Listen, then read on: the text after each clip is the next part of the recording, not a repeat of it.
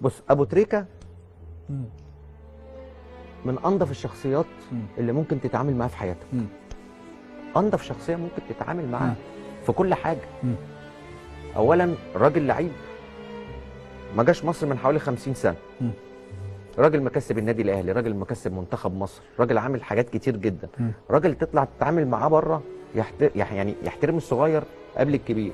راجل واقف معاك في كل حاجه، راجل يساعدك في كل حاجه، في الملعب وبره الملعب، يساعد المحتاج، يقف جنب الضعيف، كل حاجه بيعملها ابو تريكه. ابو تريكه الافضل بلا جدال. بلا جدال. ابو تريكه صعب يبقى حد خليفته، لان ابو تريكه واحد بس. لا ابو تريكه كان بالنسبه لنا كلنا يعني بالنسبه لنا ابو تريكه بالنسبه لنا كلنا اللي يعني سيبك من قصه لعيب خالص. قصه لعيب دي يعني هو لعيب كبير جدا طبعا جدا جدا يعني، ولكن هو كان شخصيه مستحيل تلاقيها كتير يعني بصراحه يعني مستحيل تلاقيها كتير في الكوره، حتى مش في الكوره كمان في الناس العاديه. نعم. فالواحد كان نفسه يتعلم منه حاجات، بالذات الرضا يعني فظيع يعني من الشخصيات اللي الواحد بيحمد ربنا ان هو شافها في حياته يعني.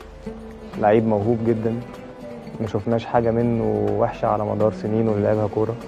فرح ملايين وفرحنا وفرح جمهور الاهلي وفرح مصر كلها ببطولاته اللي جابها سواء الاهلي او مصر. فلو مهما اتكلمت من هنا للسنه الجايه مش هديله حقه يعني. كابتن محمد ابو تريكه ده ما حدش كان بيشوفه بيعمل معانا ايه كناشئين احنا طالعين. كابتن محمد ابو تريكه انا عارف الكلام اللي انا اقوله ده ممكن يزعل مني فيه، والله العظيم كان بيديني فلوس اوصلها الناس عندنا في الزاويه. وحياه ربنا يا كابتن كان بيديني فلوس وانا مخلص تمرين كده يقول لي عفروت تعمل كذا كذا، والله العظيم كمان مره.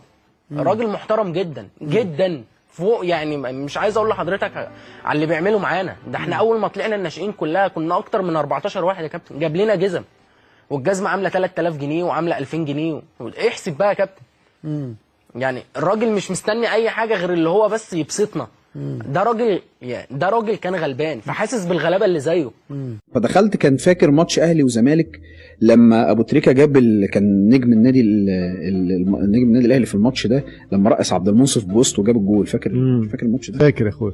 والله العظيم 3 والله العظيم 3 والله العظيم منصوح زي ما بقول لك كده. انا رحت النادي قلت لهم انا دخلت على البوابه انا داخل جوه الفلاني الفلاني وانا مفيش اصلا فلان الفلاني. فقالوا لي سيب البطاقه، فسبت البطاقه ورحت داخل في التمرينه عايز اخد اي حاجه.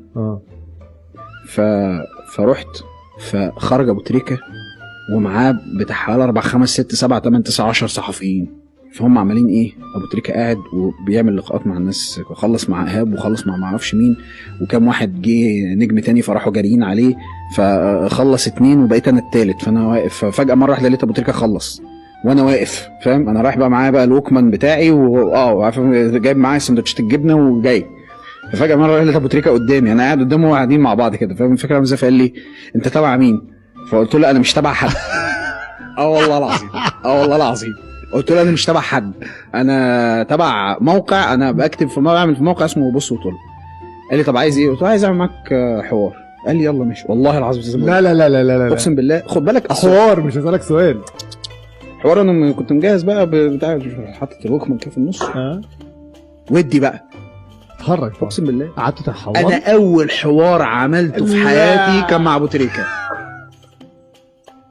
كان الموضوع متعب جدا، فانا كنت واحد عايز لسه في بدايه حياته عايز يشتغل وعايز ياخد خبرات، فده نهائي افريقيا فصرفت من فلوسي ان انا اطلع. بعد كده الاذاعه دعمتني بنص الفلوس اللي انا دفعتها، وطلعت على رادس وحضرت المباراه وطلعت تصريح اعلامي وكنت قاعد في مقصوره الاعلاميين. فبعد المباراه الامن ما كانش عايز ينزلنا الملعب، احنا كنا في مقصوره الصحفيين، فبالكاد يعني وافق وعداني. كنت انا الاعلامي الوحيد من الاذاعه او التلفزيون المصري، الباقيين كلهم كانوا صحفيين زملاء صحفيين. فانا كان معايا الموبايل هطلع بيه هوا لو جت فرصه. فساعتها اول ما دخلت التراك كان خارج قدامي عماد متعب، كان اول واحد خارج. فانا كنت على الهوا بحكي ان دلوقتي لعيبه الاهلي خارجين انتظارا لتتويج الفريق ببطوله دوري ابطال افريقيا للمره السابعه المره السابعه في تاريخهم. وانا يعني منفعل وخلاص جاي متعب، فخلاص المفروض ده اول لقاء هيكون مع نجم من نجوم الاهلي اللي شاركوا النهارده وخدوا اللقب. ومعانا دلوقتي على الهوا الكابتن عماد متعب، سمع اسمه وعمل لي كده انه مش هتكلم.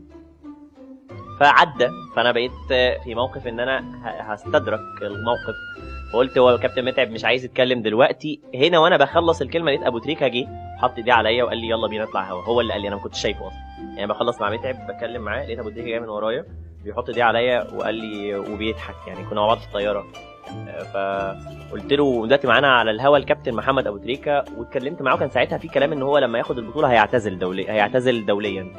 فقال لي، فسالته قال لي انا مش هعتزل دوليا، انا هفضل مع المنتخب لحد ما اوصل كاس العالم 2014. وضربه الجزاء اللي ضيعها اتكلم عليها وهكذا. واحنا بنتمشى ناحيه التانل لحد ما جه الامن عند التانل، وقفني بايديه كده على صدري وبيدخل ابو تريكه. فابو تريكه قال لهم لا معايا واحنا على الهوا كل ده، فخدني وقف على جنب في التانل لحد ما يكمل الحوار اللي على الهوا. فانا ده موقف ما انساهوش لابو تريكه. انا بحب ابو تريكه جدا لانه لاعب اسطوره، لاعب فرحنا جدا يعني. لكن حبيته اكتر على المستوى الشخصي بسبب الموقف اللي هو اول مره يقابلني. يعني هو يعرف يمكن مذيع بيسمعه احيانا في الراديو، لكن ما يعني ملوش ابدا ان هو ليه يقف اصلا يعني. عادي لو ده بالعكس، ده ما طلبتوش، ده كان بطلب متعب قبليه ما كنتش شايفه. فموقف انا ما انساهوش ابو تريكه على المستوى الشخصي. كان واحد من احسن الشخصيات او يمكن احسن شخصيه في حياتي كلها. ابو تريكه لاعب رائع، لكن كشخص كان بالنسبه لي يمكن ده افضل شخص اعرفه في حياتي. ابو تريكه لانه شخص رائع يعني، fantastic sensibility. عنده احساس رائع. عنده الراجل ده بيفكر وبيفكر في كل الناس طول الوقت، بالذات الناس الفقيره. Nothing fail in Abu Trika. ما فيش اي خطأ في ابو تريكه. All the people fail except Abu Trika. كل الناس ممكن تفشل ما عدا ابو تريكه. ابو تريكه لما تحتاجه ابو تريكه موجود. All the people need Abu Trika. كل الناس تحتاج ابو تريكه، ابو تريكه موجود. The minimum things Abu Trika. الحاجات البسيطه ابو تريكه بياخد باله منها طول الوقت. And this unbelievable man. حاجه لا تصدق.